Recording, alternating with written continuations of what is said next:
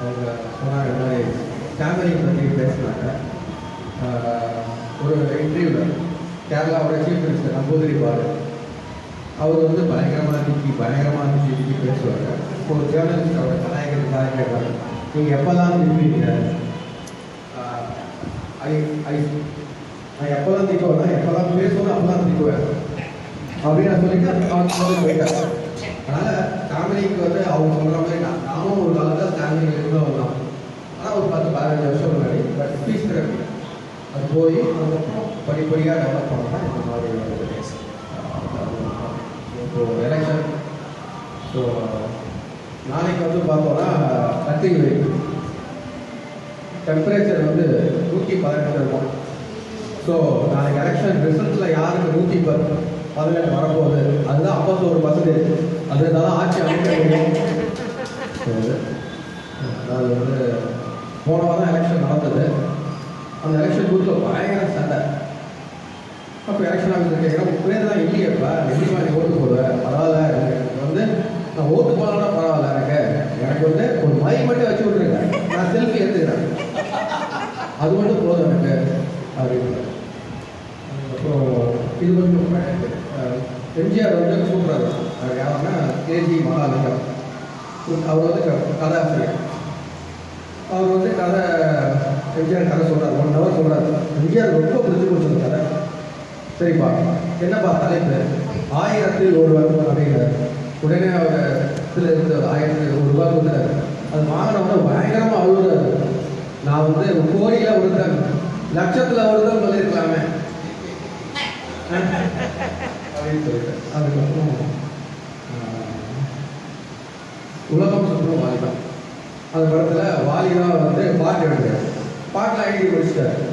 அதுக்கப்புறம் வாலி சொல்கிறாரு, நான் இல்லைன்னா எம்ஜிஆர் கிடையாது அப்படின்னு. எம்ஜிஆர் கோபம் வந்துருச்சு, நான் எவ்வளோ பெரிய சூப்பர் ஸ்டாரு, நீ எப்படி இப்படிலாம் சொல்லலாம் அப்படின்னு. உடனே நான் சொன்னேன், ஆமாம் தலைவரே, உலகம் சுற்றும் வாலிபன், வாலி எடுத்துருங்க, வெறும் பண்ணு தான் இருக்கும் தலைவரே அப்படின்னு எம்ஜிஆருக்கே திருப்பி வந்துச்சு. இப்போ ஐயா இதை பற்றி பேசுகிறார், கம்பராமாயணத்தை பற்றி பேசுனாரு. அதே மாதிரி பார்த்தீங்கன்னா விதியை பற்றி வில்லி பாரதம், அவர் கம்பராமாயணம் சொன்னார். வில்லி பாரதத்தில் விதியை பற்றி பேசுகிறார். எப்படி விதி இருக்கும் அப்படின்னா, மாயனாம் திருமாமன் என்பது கிருஷ்ணர், உலகத்தையே காப்பாற்றக்கூடியவர் கிருஷ்ணர்.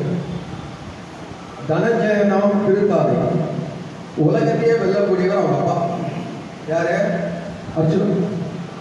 3வது வானோருக்கெல்லாம் நாயனாம் பிதாமகன், அவர் யாருன்னா வந்து இந்திரன்.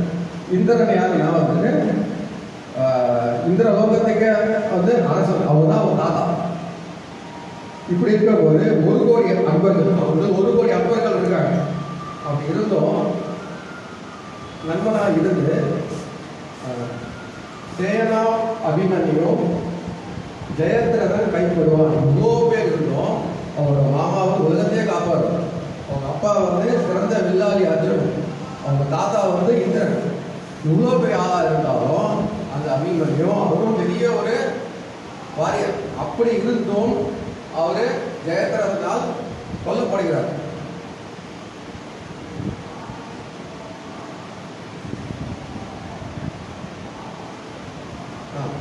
செயற்கை வெவ்வேறு ஆயனால் அவ்விதியை வெல்லும் வாகை யார் வல்லாரோ அப்படின்னா, இவ்வளோ பேர் இருந்தோம், 4 பேர் ஜம்பவான்கள் இருந்தோம், அவரை வந்து அபிமன்யும் இறந்துடுறார். அது காரணம் விதியை வந்து வெல்ல முடியல. அதே மாதிரி நாளைக்கு எலெக்ஷன் இருக்குது.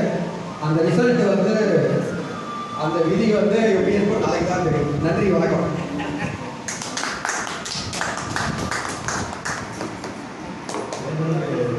தேர்தல் நெருங்க சராசரிக்கு என்னன்னு தெரியல, ரொம்ப ஆர்வமாக இருக்கிறேன். எல்லாமே ரொம்ப ஆர்வமாக இருக்கிறேன். அடுத்ததாக ஆவடியிலேருந்து ஒரு தம்பி எதிர்காலம் சந்தோஷம் ஆவடி டேப் கட்டி ஒர்க் பண்ணுறாங்க. அவர் என்னுடைய தம்பி தான். அவர் வந்து